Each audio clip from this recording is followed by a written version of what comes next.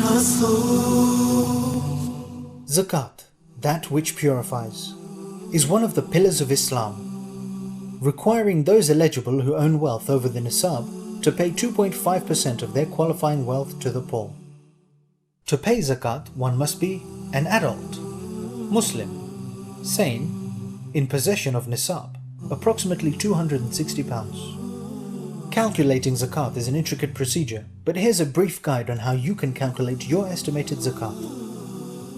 Firstly, you need to add up your zakatable assets. Cash, whether in multiple bank accounts and liquid assets or investments, such as stocks, bonds and foreign currency.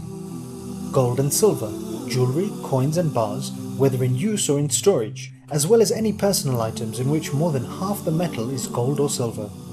Shares which are intended to be resold are subject to zakat. However, if the shares are an investment to generate dividends, then the calculated dividends received should be liable for zakat. Property and fixed assets, not including the house in which you live.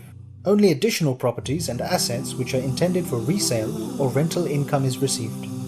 Pensions after the age of retirement. Debts owed to you, whether they be business debts or personal loans to family and friends. This does not include outstanding wages, dowry or inheritance. Business assets, including cash, finished goods, works in progress, raw materials and money that is owed to the business. Now we can subtract liabilities from the total of your zakatable assets. Personal liabilities such as living expenses, including rent, utility bills and debts. Business liabilities such as rent, bills, outstanding and overdue salaries. Total value of goods purchased on credit. Total value of short-term contract loans and the next year's long-term debt. After subtracting your liabilities from your assets, you can now check if you are eligible to pay zakat against the current value of nisab. If you have only gold assets, then the nisab measure for gold must be used, which will be the current value of 87.48 grams of gold.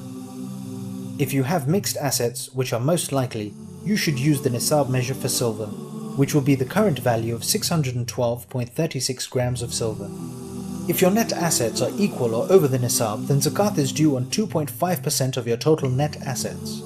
With this final figure, you now know how much you need to pay.